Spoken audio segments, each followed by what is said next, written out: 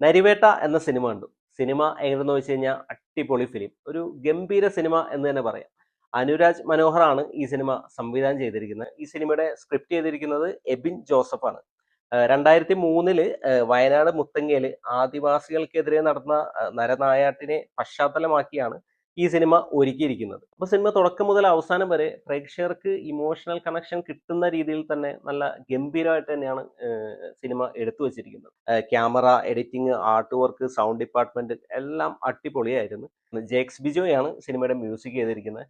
Background music ഒന്നും ഒരു രക്ഷയില്ല, അടിപൊളിയായിട്ടാണ് ആ ക്ലൈമാക്സ് പോർഷനിലേക്ക് വരുമ്പോൾ പുള്ളി ചെയ്തു വെച്ചിരിക്കുന്നത്. ടൊവിനോയുടെ one of the best performance എന്ന് തന്നെ പറയാം ഈ സിനിമയിലെ പോലീസ് കോൺസ്റ്റബിൾ ആയ വർഗീസ്. ആ ഒരു കഥാപാത്രം അനുഭവിക്കുന്ന മാനസിക സംഘർഷങ്ങളും ആ ഒരു കാര്യങ്ങളൊക്കെ അടിപൊളിയായിട്ട് എക്സ്പ്രസീവ് ആയിട്ടാണ് ടൊവിനോ അവതരിപ്പിച്ചിരിക്കുന്നത്. പിന്നെ എടുത്തു പറയേണ്ട പെർഫോമൻസ് സുരാജ് വെഞ്ഞാറമൂടിൻ്റെയാണ്. പുള്ളി ബഷീർ എന്ന് പറഞ്ഞൊരു പോലീസുകാരന്റെ കഥാപാത്രമാണ് ചെയ്യുന്നത്.